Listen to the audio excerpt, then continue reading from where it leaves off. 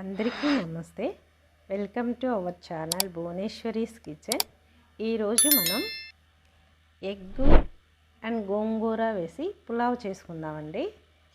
దీనికి ముందుగా నేను ఎగ్ని పొరుట్లాగా చేసి పెట్టేసుకొని చూడండి 6 ఎగ్స్ తీసుకున్నాను. మేము 4 ఉన్నామండి ఇంట్లో, అందుకని 6 ఎగ్గులు తీసుకున్నాను. దీన్ని మనం పొరుట్లాగా చేసుకోవాలండి. పొరుట్లాగా చేసుకొని పెట్టుకోవాలి.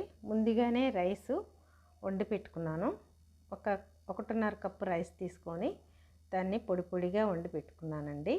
వాటిని నేను బాస్మతి రైస్ తీసుకున్నాను. మీరు మామూలు రైస్ తన్నా వండుకోవచ్చు, ఎందుకంటే వెరైటీగా చేస్తున్నాను కదా, అందుకని బాస్మతి రైస్తో అయితే బాగుంటుంది అని బాస్మతి రైస్తో చేశాను.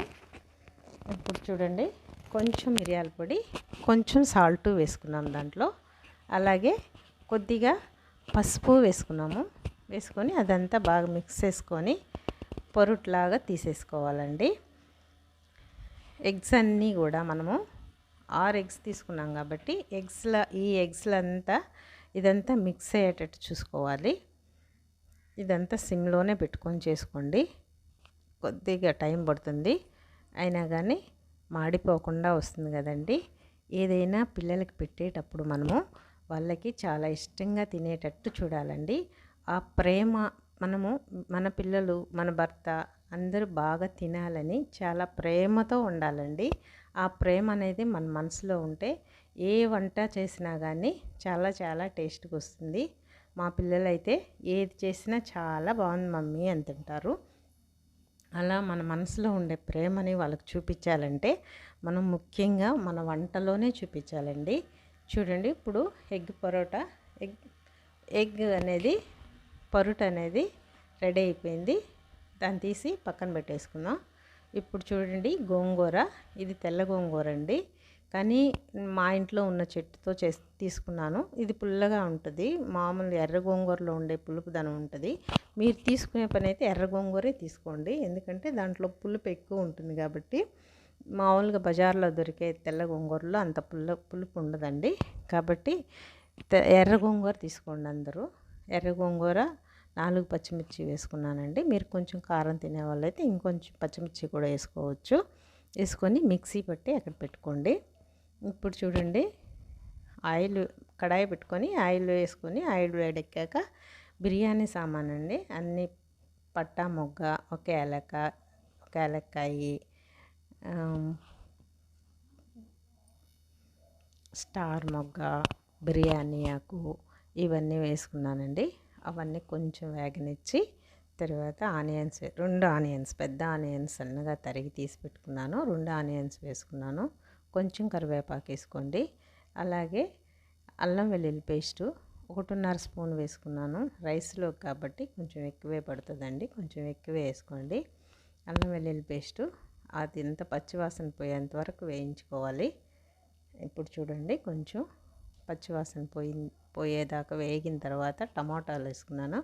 టమాటా మీ ఇష్టం అండి, వేసుకుంటే వేసుకోవచ్చు, లేదంటే స్కిప్ చేసుకోండి. నాకైతే టమాటాలు చాలా ఇష్టం కాబట్టి వేసుకున్నాను. టమాటాలు వేసిన తర్వాత 2 పచ్చిమిర్చి వేసుకోండి.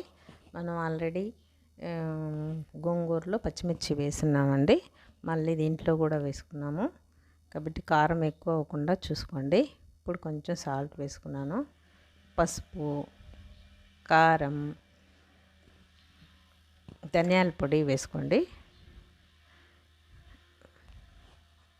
ఈ 3 వేగిన తర్వాత కొంచెం మిక్స్ చేసుకొని వేయించుకోండి. ఆ 3 కొంచెం వేగిన తర్వాత గరం మసాలా పౌడరు వేసుకోండి. ఇవన్నీ మిక్స్ చేసి బాగా వేగాయి అనుకున్న తర్వాతే మనం గోంగూర పేస్ట్ అనేది వేసుకోవాలండి. గోంగూర పేస్ట్ వేసుకోండి.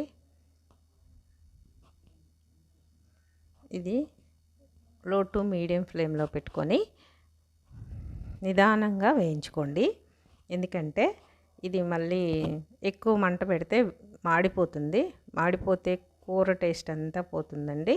అందుకనేసి సిమ్లోనే పెట్టి ఆయిల్ పైకి వచ్చేదాకా వేయించుకోవాలి. ఇది చూడండి, ఇప్పుడు ఆయిల్ కొంచెం పైకి వచ్చింది, ఇప్పటిదాకా వేయించుకోవాలి. కొద్దిగా కొత్తిమీర వేసుకున్నాను.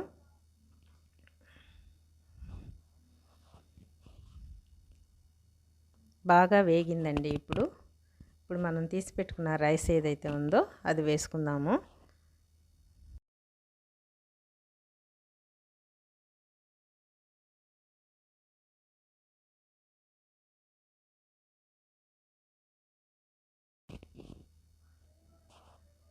చూడండి, రైస్ అంతా పొడి పొడిగా చేసుకోవాలండి. దీనికి పొడి పొడిగా ఉంటేనే ఇది బాగుంటుంది. మళ్ళీ మనం వేయించేటప్పుడు అప్పుడు నలిగిపోకుండా బాగా డ్రైగా చేసుకొని పెట్టుకోండి.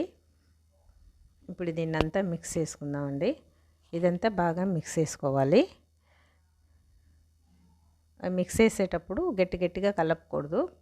ఎందుకంటే అది మళ్ళీ నలిగిందంటే చిమిడినట్టు అయిపోతుంది, టేస్ట్ అంతా పోతుంది. ఇప్పుడు చూడండి, నిదానంగా నెమ్మదిగా అది కిందదంతా పైకి పైది కిందకి అట్లా కలుపుకోండి. అన్నంలో బాగా మిక్స్ అయ్యేటట్టు కలుపుకోండి.